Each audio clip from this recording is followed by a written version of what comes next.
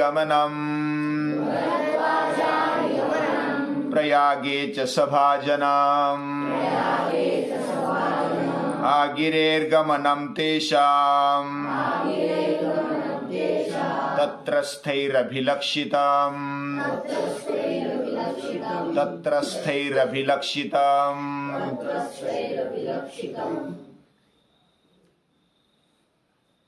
श्री राम, सीता और लक्ष्मण उनके साथ गंगा नदी पार करते हुए सुमंत्र गंगा नदी के उस पार ही ठहरे हैं। इधर निषादराज गुह गंगा नदी पार करके आगे आए।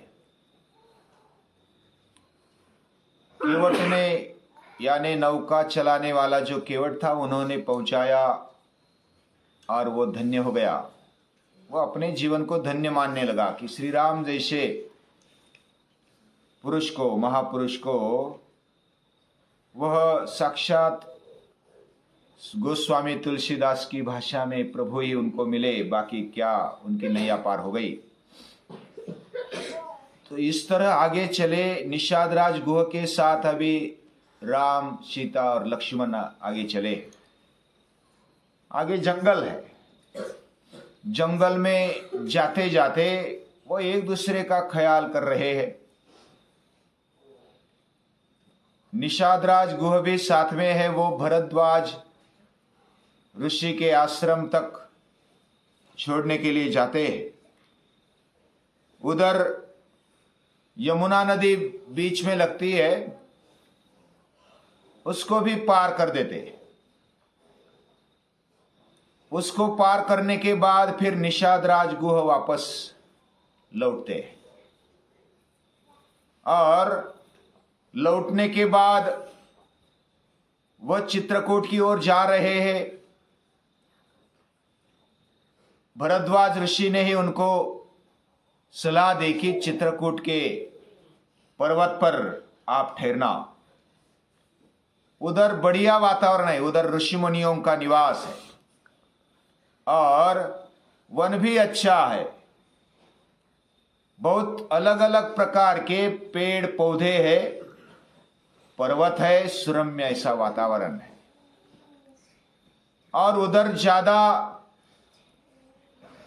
हिंस्त्र पक्षियों का या तो अलग अलग जो भी विघ्न आएंगे उनका कोई त्रास नहीं होगा, तकलीफ नहीं होगी। लेकिन जंगल भी है और वातावरण भी अच्छा है। ऋषि मुनियों के कारण वह जंगल पवित्र बन गया है। तो इस प्रकार भरद्वाज ऋषि मार्गदर्शन करते, सलाह देते हैं श्री राम को। इधर निषादराज को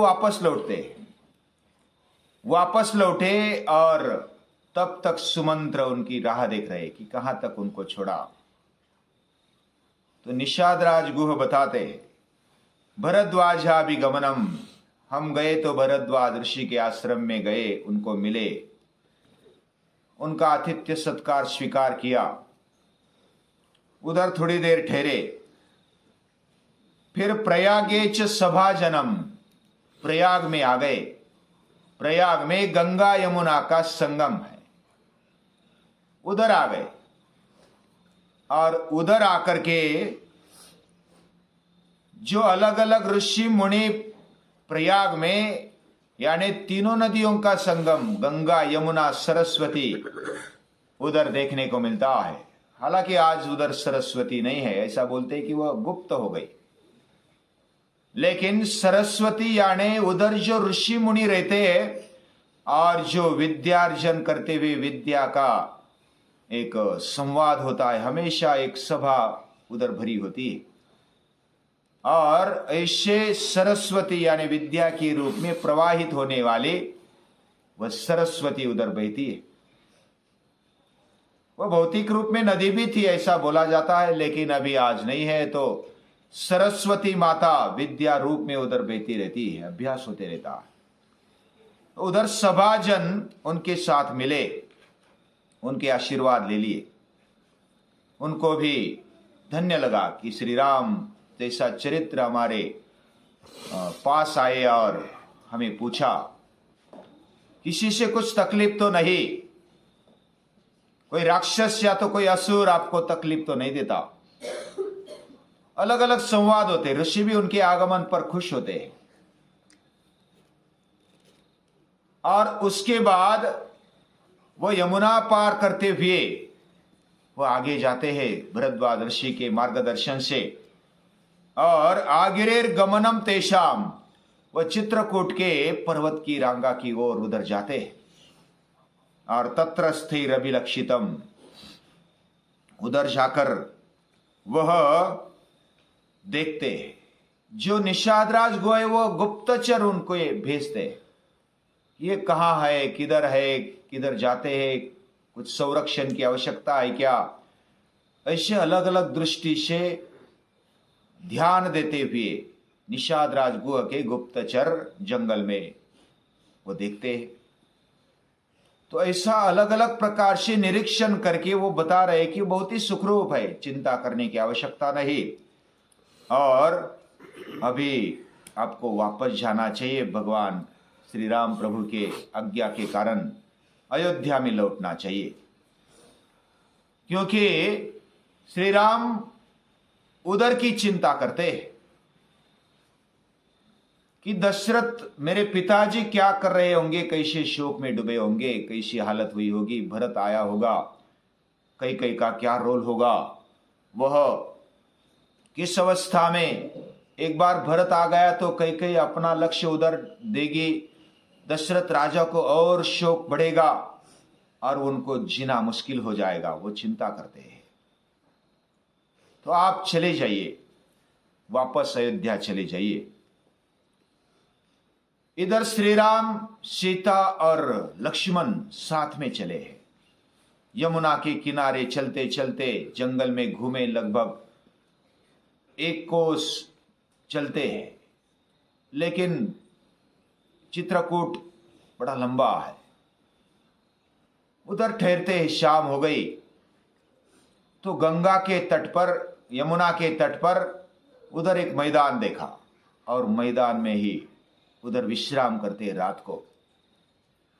लेकिन राम बताते हैं अभी हमें जागृत होना पड़ेगा। अभी तक सुमंत्र थे, निषादराज गुह थे, उनके आदमी थे, लेकिन अभी हम तीनों ही है और हम जागृत रहना चाहिए।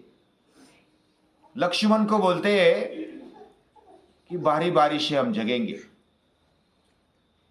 तू भी आराम करना, मैं भी कुछ देर आराम करूंगा, लेकिन सीता का विश्राम होना चाहिए। उसको आदत नहीं है इतना चलने की, इतना कष्ट सहन करने की। फिर भी उसने तकरार नहीं की, सीता माता ने तकरार नहीं की। ये जो दुख उठाना है, चलना है, एक बार तो अलग अलग रामायण में ऐसा देखने को मिलता है, पढ़ने को मिलता है कि सीता माता को ठोकर लग गई, पांव में लग गया, पांव में लग गया तो गिरने को हो गई। राम ने पकड़ा उसको, थोड़ा सा खून निकला, आंखों में आंसू आ गए। तो राम बोलते हैं मैंने बताया था कि ये दुख है, वन में चलना, वन में जाना, वन में ठहरना, अलग अलग डर होते हैं, दुख होते हैं, तकलीफें होती है। तो सीता माता बोलती है कि मुझे सहन करने की अभी आदत डालनी पड़ेगी, वन में रहना है, आपके साथ रहना है तो मैं दुख भूल जाऊंगी, आप साथ में है तो डरने की बात नहीं है। भले में आप चलते इतने जल्दी जल्दी, मुझे नीचे देखने का मौका नहीं मिलता, मैं ठोकर खाकर गिर जाती हूं, तो थोड़ा आराम से चलिए। तो आगे चलकर वो आराम से उधर ठहरते हैं, मुकाम करते हैं। लेकिन लक्ष्मण जागता है, राम भी जागते हैं। लक्ष्मण राम को बोलते हैं कि आप सो जाओ, राम लक्ष्मण को बोलते हैं कि तू सो जा। तो वो जागते हैं, राम सोते हैं, लक्ष्मण भी पढ़ने की एक्टिंग करते हैं लेकिन सोते नहीं, जागृत रहते हैं। तो उधर ठहरकर फिर दूसरे दिन, अभी तक हमारे साथ कोई ना कोई था, अभी हमने अयोध्या छोड़ दी, भरद्वाज ऋषि का आश्रम छोड़ दिया, अभी आ गए यमुना के इस पार, और अभी हम तीनों ही हैं, और तीनों एक दूसरे का ख्याल करेंगे। अभी इधर रामायण में एक दूसरे का ख्याल ज्यादा रखा जाता है, ये देखने को मिलता है। मुझे जो भी तकलीफ हो जाए होने दो, लेकिन राम बोलते हैं कि सीता का ख्याल होना चाहिए, तेरा जो भी जीवन है वो अच्छा चलना चाहिए, उसके लिए तकलीफ ना हो।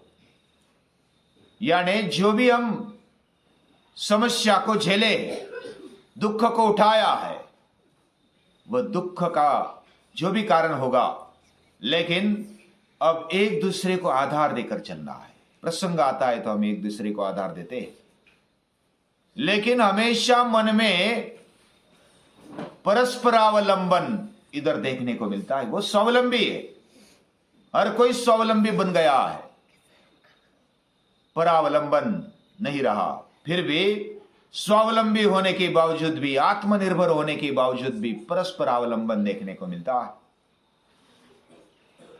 दोनों धनुर्धारी है, सीता माता भी कोई दुर्बल नहीं है, फिर भी आदत न होने के कारण, हमें भी दुर्बल न होते हुए भी आदत न होने के कारण कभी ज्यादा व्यायाम करने पर शरीर दुखता है। वैसे चलने की इतनी आदत नहीं, शरीर दुखता है, हाथ पांव दुखते हैं, फिर भी एक दूसरे का ख्याल करते, पूछते। हम भी अगर किसी मित्र का कुछ दुखता है तो पूछते, क्या तेरा दुखता है? बोला नहीं थोड़ा थोड़ा दुखता है, अच्छा है, कोई बात नहीं। वैसा दुखने पर भी हम बोलते कि नहीं कुछ नहीं, आराम है। तो इस प्रकार एक दूसरे का ख्याल करते हैं। किसको पानी चाहिए, फल चाहिए, फूल चाहिए। लक्ष्मण बहुत ही सतर्क है, वह सतर्क रहते हुए कोई भी सीता माता या तो राम प्रभु भूखे न रहे, प्यासे न रहे, वो ध्यान रखते हैं, और स्वयं का भी ध्यान रखते हैं। तो आगे चलते चलते वो चित्रकूट के पर्वत की तरफ चलने लगे। 10 कोस उधर से, 10 कोस यानी लगभग 30-40 किलोमीटर के लगभग होगा। और वो चलते चलते चित्रकूट के जो पर्वत है उधर जाते हैं।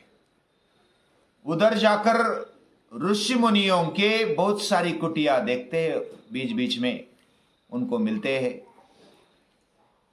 वो भी राम सीता लक्ष्मण को देखकर आनंदित हो जाते, खुश हो जाते हैं, उनका आतिथ्य सत्कार करते अपने अपने ढंग से। और बहुत सारे पंछी हैं।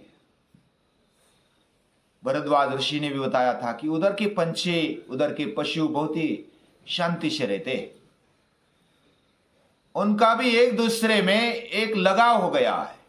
हिंस्र पशु होने के बावजूद भी एक दूसरे से लगाव हो गया है चित्रकूट के पर्वत पर, और इस तरह उधर आराम से रहा जा सकता है बहुत दिन तक। तो उधर जाते हैं। उधर वाल्मीकि ऋषि का आश्रम भी। वाल्मीकि ऋषि उनको देखकर उनका स्वागत करते हैं, उनकी खुशहाली पूछते हैं और उनको बिठाते हैं, उनके साथ थोड़ी गपशप लगाते हैं। गपशप लगाने के बाद श्री राम बोलते हैं लक्ष्मण से कि अभी शाम होने के पहले हमें अपनी एक झोपड़ी तैयार करनी पड़ेगी। इसके लिए थोड़ी सी लकड़ियां, कुछ पत्ते और कुछ साफ सफाई करने के लिए कुछ ऐसे टहनियां लेके आ। हम थोड़ा दूर जाकर एक जगह देखकर उधर झोपड़ी बनाते। तो लक्ष्मण जाते झोपड़ी बनाने के लिए और कुछ लकड़ियां तोड़कर लाते, कुछ पत्ते लाते हैं, कुछ टहनियां लेकर आते। उधर पूरा जंगल ही है, लेकिन तोड़ते वक्त भी वो बोलते हैं वृक्षों से, हे वृक्षों, हे वनस्पतियों, हमारा ख्याल करना, सीता माता का ख्याल करना, राम प्रभु का ध्यान रखना। मेरा जीवन कैसा भी तकलीफ भरा क्यों ना हो, लेकिन राम सीता को तकलीफ नहीं होनी चाहिए। तो वो लकड़ियां लेकर आते हैं, कुटी बनाते हैं, दोनों तीनों मिलकर कुटिया बनाते हैं। छोटी सी कुटी, उसमें जमीन पर लेवल करते हुए कुछ तकिए के लिए भी जगह करते, बैठने के लिए भी जगह कर लेते। और उधर एक ऐसा गजकंद होता है, उसको लाने के लिए बोलते हैं, राम ये गजकंद लेकर आओ और उसके द्वारा हम इसकी वास्तु पूजा कर लेते हैं। उधर जो खाते पीते हैं वो कंदमूली खाते पीते हैं। कुछ ऐसी वनस्पतियां होती है, वह कुछ पशुओं से, प्राणियों से, और जो भी हमारे जीवित के लिए हानिकारक है, उनसे संरक्षण करने के लिए कुछ कंदमूलियां काम आती है। यानी इनका भी अभ्यास उनके जीवन में देखने को मिलता है। वो गजकंद लाते, दिन ढलने के पहले ही गजकंद लाकर उससे जो भी वास्तु शांति करनी है, या तो इधर कुटिया में दिन ढलने के पहले इसको लाया जाए और उसको अभिमंत्रित करके वास्तु शांति की जाए, ऐसे राम आग्रह करते हैं। और उधर फिर वो गजकंद लाते ढूंढ ढूंढ कर और उससे वास्तु शांति कराते हैं। अभी वास्तु शांति की आवश्यकता है क्या? हम जिस वास्तु में रहते हैं वो वास्तु पुरुष माना जाता है। और वास्तु पुरुष यानी हर एक में भगवान है, कण कण में भगवान है। तो जिधर भी हम रहते हैं उधर भी कण कण में भगवान है। और वो वास्तु छोटी सी झोपड़ी भी क्यों ना हो, यह हमें संभालती है। हवा से, कुछ जल से, या तो जो भी संकट आएगा प्राणियों से, वो संरक्षण करती है। वो वास्तु हमारा बहुत ही आधार रूप होती है। और ये आधार देने वाला जो भी है उसके प्रति कृतज्ञ रहना चाहिए। और ये भाव उसमें, हम जिधर भी रहेंगे, जो भी वस्तु है, साधन है, उसके प्रति भी हम कृतज्ञ रहते हैं। भारतीय संस्कृति ये बताती है कि जो भी हमें सहाय रूप होता है उसके प्रति हमें कृतज्ञ होना चाहिए। तो इस प्रकार वास्तु शांति भी कराते हैं। वास्तु शांति में भी उसका सूर्य के और हमारे दरवाजे या तो खिड़कियां होनी चाहिए, सूर्य प्रकाश आना चाहिए, और फिर भी वायु से, पानी से, पर्जन्य से उसका संरक्षण होना चाहिए। तो हमारा संरक्षण हो। पूरे जो भी संकट आते हैं वातावरण में, सृष्टि में, उससे हमारा संरक्षण हो। और इस कारण कुछ टेक्नोलॉजी, कुछ वास्तुशास्त्र उपयोग में लाना चाहिए। यानी हवा खिलती होनी चाहिए, सूर्य प्रकाश अच्छा आना चाहिए। बाकी उसमें बहुत सारा अतिरेक भी दिखाई देता है। आजकल वास्तु शांति करते हैं, लेकिन वास्तु शांति में आपका दरवाजा इधर चाहिए, आपकी खिड़की इधर चाहिए, आपका रसोईया इधर चाहिए, रसोई घर इधर चाहिए, फिर टॉयलेट उधर चाहिए, होना चाहिए। जिसका जिधर स्थान होना चाहिए होना भी चाहिए। लेकिन उसके कारण दुख होता है और आपको पीड़ा हो रही है। उनको खर्चने के लिए भी, रहने के लिए भी, कुछ आराम से जीने के लिए भी पैसा नहीं होता, फिर भी तोड़ फोड़ करके कर्जा निकाल के वो आज बनाते। कुछ लोग ऐसे, कुछ कुटुंब ऐसे, वो भावुक होते, ज्यादा बुद्धि नहीं लगाते। वास्तुशास्त्र में मैंने भी इतना अभ्यास नहीं किया, लेकिन हवा खिलती होनी चाहिए, खिलती होनी चाहिए, सूर्य प्रकाश खिलता खिलता होना चाहिए, संरक्षण भी होना चाहिए। हम जो भी प्रातः विधि करेंगे उसके लिए योग्य व्यवस्था होनी चाहिए, ये बात होनी चाहिए। लेकिन कर्जा निकाल कर उसको और अंदर झगड़े तैयार करना घर ही घर, ये वैसे इतनी अच्छी बात नहीं। हमारा मन शुद्ध हो, अंतःकरण शुद्ध हो, और घर में वातावरण शुद्ध हो, पवित्र हो, ऐसा अगर हम रखेंगे तो बाकी कुछ आवश्यकता नहीं है। तो उन्होंने वो कुटिया बनाई, उधर रहने लगे। इधर निषाद राज गुह और सुमंत्र चर्चा कर रहे हैं। सुमंत्र को वापस जाने के लिए आग्रह करते कि जल्दी जाओ अभी, और सुमंत्र निकलते हैं अयोध्या की ओर। अभी अयोध्या में क्या चल रहा है वो हम बाद में देखेंगे। आज के लिए इतना ही।